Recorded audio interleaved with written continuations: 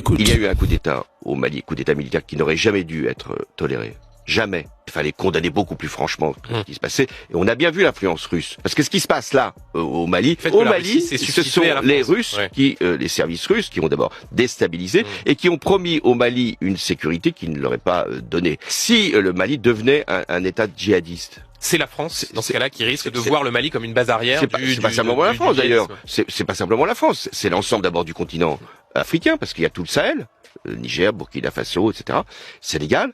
Et puis c'est l'Europe. Et les Russes, de ce point de vue, sont tout à fait désireux de déstabiliser pas simplement le Mali, mais la France. J'ai cru que c'était une blague ou une comédie.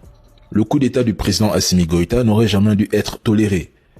Parce qu'ils ont toléré tous les coups d'État au Mali ou en Afrique qui servaient leurs intérêts. C'est tout.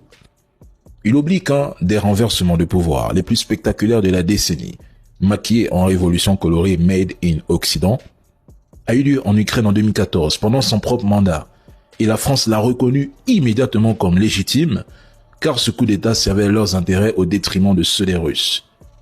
Il oublie que ce qui arrive aujourd'hui au Mali, au Sahel, n'est rien d'autre que la suite logique du chaos semé en Libye par la France, les États-Unis et autres. Personne ne peut l'oublier. Personne ne peut le balayer d'un revers de main.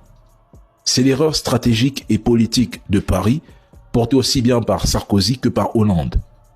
En détruisant l'État libyen sans apporter de solution, ils ont ouvert un corridor où les groupes armés ont pu se structurer, se réarmer et se répandre dans tout le Sahel grâce à eux.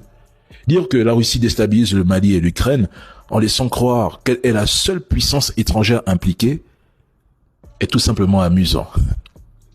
La France, par ses interventions militaires, ses ingérences politiques, son système de la France-Afrique, ses OPEX et son influence économique, a joué un rôle réel dans l'instabilité du Mali et plus largement de la région, souvent au détriment des intérêts des populations locales.